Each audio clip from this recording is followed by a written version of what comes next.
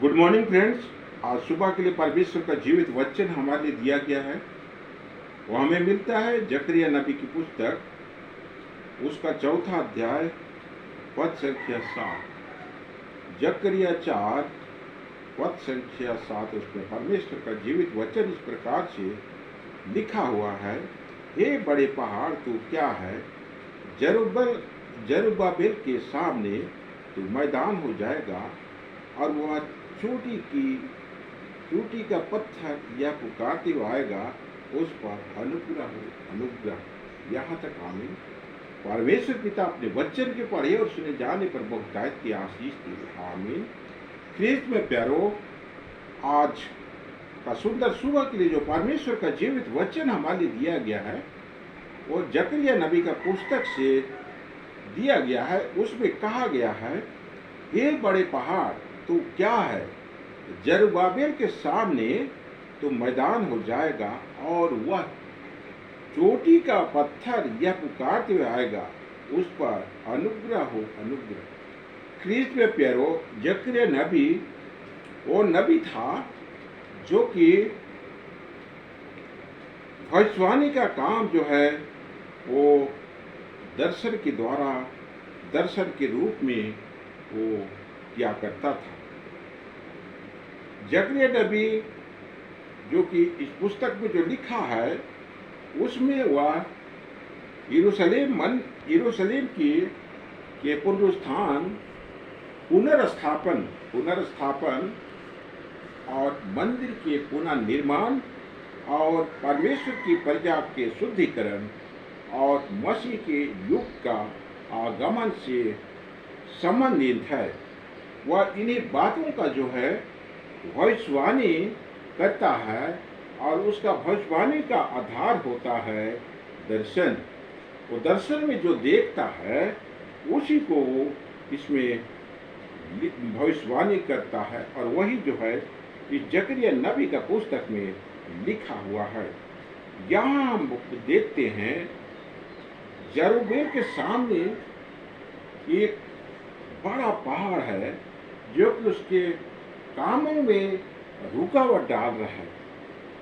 ख्रीस्त में प्यारो, जब हम कहीं जाते हैं तो हमारे सामने अगर कोई पहाड़ आ जाए तो उस पहाड़ को पार करना मुश्किल हो जाता है, उसके ऊपर चढ़ना मुश्किल हो जाता है, और इसलिए हमें उस पहाड़ को या तो घूम कर जाना पड़ता है, या तो हमारा सफर को वहीं खत्म कर देना पड़ता है। उसी प्रकार यहाँ जरुब्बाबेल के सामने जो कि वो काम करना चाहता है, उस कामों के वो करने के लिए जो रुकावट है वो पहाड़ की तरह है। वो यरूशलेम का पुनर्निर्माण की बात करता है, मंदिर का पुनर्निर्माण की ये सोचता है, परंतु उसके सामने जो है ये पहाड़ रूपी बाधाएं जो उसके सामने खड़ी है, रुकावटें बन के खड़ी है।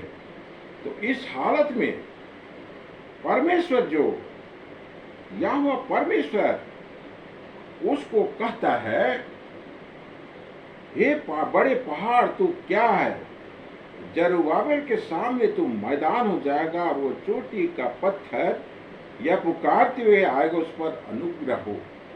अर्थात उस पहाड़ को भी परमेश्वर पिता जो भविष्यवाणी करके अपने वचन मात्र से उसको गिरा देता है, और वो पहाड़ वहाँ समतल मैदान बन जाता है, और जरुब्बाबेल का जो काम आसान हो जाता है। उसके लिए जो रुकावट थी वो खत्म हो जाती है।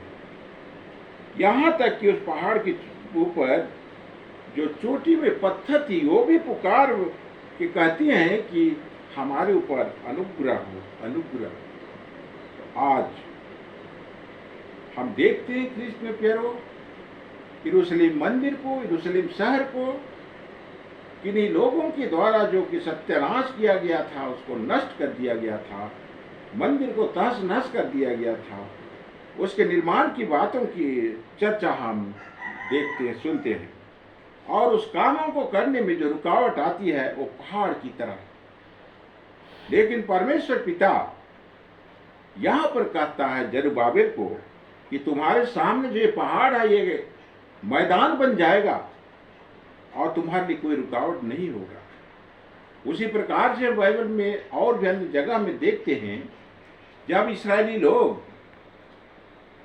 मिस्र देश से की गुलामी से छुटकारा पाके वो कनान देश की ओर जा रहे थे, कनान देश जा रहे, तो वहाँ रास्ते में बड़ा लाल समुद्र मिला उनको, और परमेश्वर ने उस समुद्र को भी दो टुकड़ा कर दिया और सूखी भूमि में परमेश्वर इस्राएलियों को पार कराया। और जो उसके पीछे मिस्र की सेना आ रही थी उनको उन पानियों में वो डुबा के जो है वो खत्म कर दिया। उसी प्रकार से आज हमारे सामने अगर हम मसीह में अपने जीवन व्यतीत करते हैं, मसीह के पीछे चलते हैं, और हमारे सामने अनेकों प्रकार की रुकावटें आती, बाधाएं आती, लड़ाई झगड़ा आती हैं, हमें सताहट आती है, तो आज परमेश्वर हमसे भी कहता है तुम्हारे सामने जो ये पहाड़ रूपी पहाड़ है ये सब मैदान बन जाएगा। आज हमारे जीवन में जब बीमारी जो है पहाड़ के रूप में है, घर की समस्या जो पहाड़ के रूप में है, बच्चों के द्वारा जो हमारी घर की परिस्थिति है वो पहाड़ की तरह है, और भी नाना प्रकार के संसारिक जीवन में हमारी समस्या ऊंची पर्वत की तरह है, उसको परमेश्वर कहता है ये समतल हो जाएगा, ये दूर हो जाएगा और तुम सूखी भूमि में जो है आगे बढ़ोगे। इस प्रकार से आज हमारी सारी समस्याओं को दूर करने के लिए हमारे साथ खड़ा है।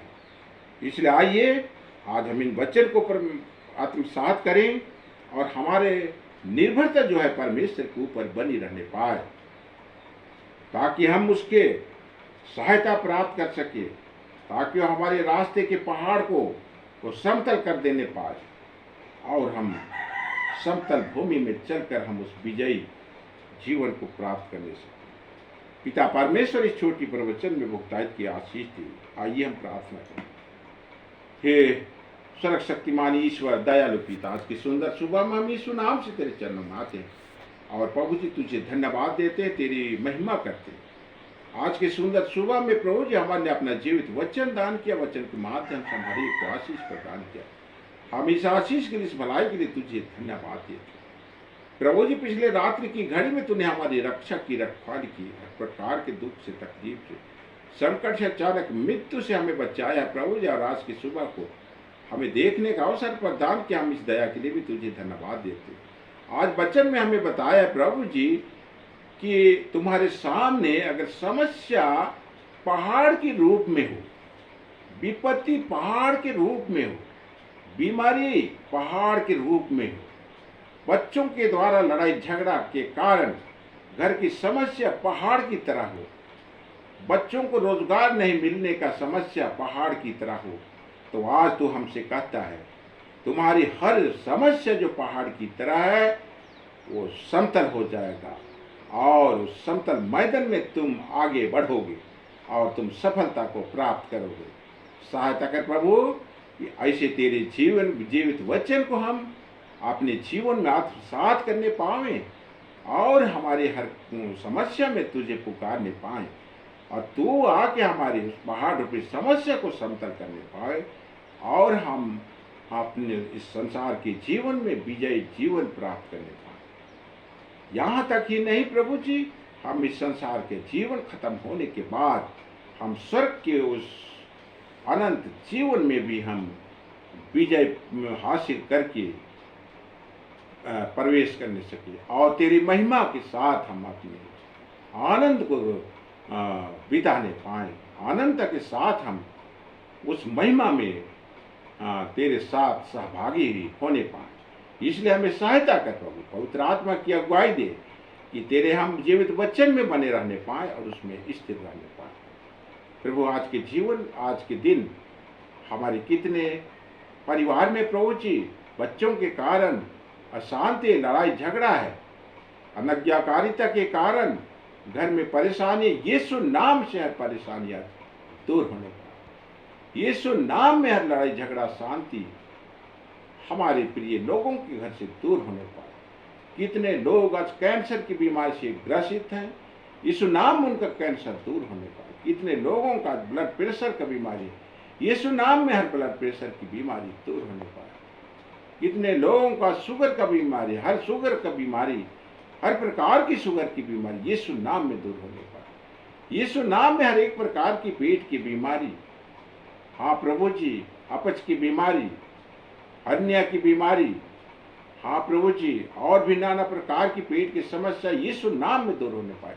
यीशु नाम में हर प्रकार की सिर का जो है प्रभु जी बीमारी दूर होने पाए।